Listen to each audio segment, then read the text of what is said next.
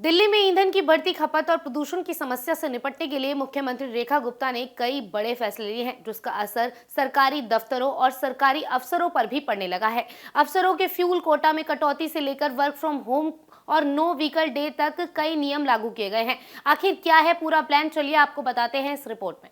दिल्ली सरकार ने पेट्रोल और डीजल की बढ़ती खपत को कम करने के लिए एक बड़ा फैसला लिया है। सरकार ने अलग अलग विभागों में काम करने वाले अधिकारियों के लिए नए नियम जारी किए हैं। इसका मकसद ईंधन बचाना, ट्रैफिक को कम करना और प्रदूषण नियंत्रण करना है। सरकार ने सभी विभागों से पिछले 4 महीने में इस्तेमाल किए गए पेट्रोल और डीजल का पूरा रिकॉर्ड मांगा है, यानी कि अब अधिकारियों को बताना होगा कि उन्होंने कितनी गाड़ियों में कितना ईंधन खर्च किया। सबसे बड़ा फैसला अधिकारियों को मिलने वाले पेट्रोल और डीजल में कटौती का लिया गया है। जिन अधिकारियों को हर महीने 250 लीटर ईंधन मिलता था, अब उन्हें 200 लीटर ईंधन मिलेगा, यानी कि सीधे 20% तक की कटौती की गई है। सरकार का मानना है कि इससे ईंधन की बर्बादी कम होगी, सरकारी खर्च में भी कमी आएगी। इसके साथ ही सरकारी गाड़ियों के इस्तेमाल पर भी सख्त नियम लागू किए गए हैं। अधिकारियों को कहा गया है कि वे अपनी ऑफिशियल गाड़ियां ऑफिस के आसपास ही पार्क करें। ऐसा इसलिए ताकि गाड़ियों को घर से दफ्तर या मीटिंग पॉइंट तक लाने में ज्यादा दिक्कत ना हो और ज्यादा पेट्रोल डीजल खर्च ना हो। दिल्ली सरकार ने बुधवार और शनिवार को कई सरकारी दफ्तरों में वर्क फ्रॉम होम लागू करने का फैसला लिया है। इन दिनों